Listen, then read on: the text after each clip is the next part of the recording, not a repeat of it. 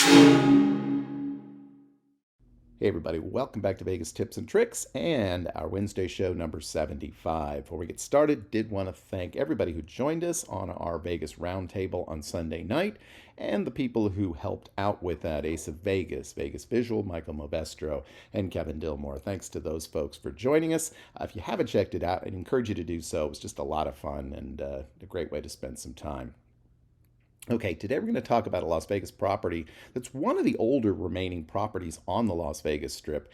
And actually, there are parts of the casino and hotel, I believe, that are still pretty much unchanged since it opened back in 1957, which I guess kind of makes it a historical landmark. Unfortunately, or maybe fortunately, it's also a property that may end up being history before we know it. I'm talking about the Tropicana, which did open up all the way back in 1957, which I guess makes it 66 years old this year. And almost from the very beginning, the Trop has kind of suffered from various issues. Initially, it was kind of far south on the strip. Now it's more in the middle of things. Not being connected to either the Caesars or MGM Empire, I think over the last 20 years has hurt their ability to bring in people. They've had various connections to different hotel chains, and currently they're owned by Bally's Entertainment, which has stepped up over the last few years and purchased a lot of casinos around the country. There's a Bally's, for example, in Kansas City. There is speculation now, particularly since Caesars has changed the name of the old Bally's to Horseshoe, that this eventually may be rebranded as a Bally's. It certainly needs to be rebranded as something. The casino is just kind of dark and not very exciting.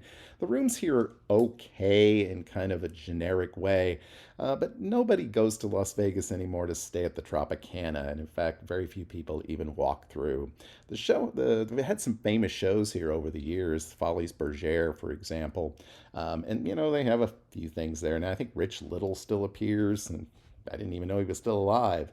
The Purple Rain show. But there's really not much reason to go to the Tropicana, and it shows because the place is frequently kind of dead.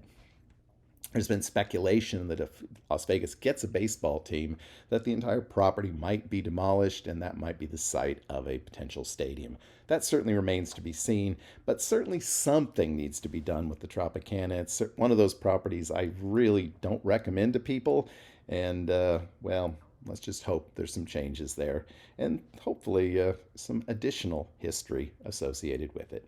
All right, we'll be back next week with another resort review, and we'll be back this weekend with another episode of Vegas Tips and Tricks Weekly. Until then, I hope you have a great, lucky, and healthy week. We'll talk to you again real soon. Bye bye.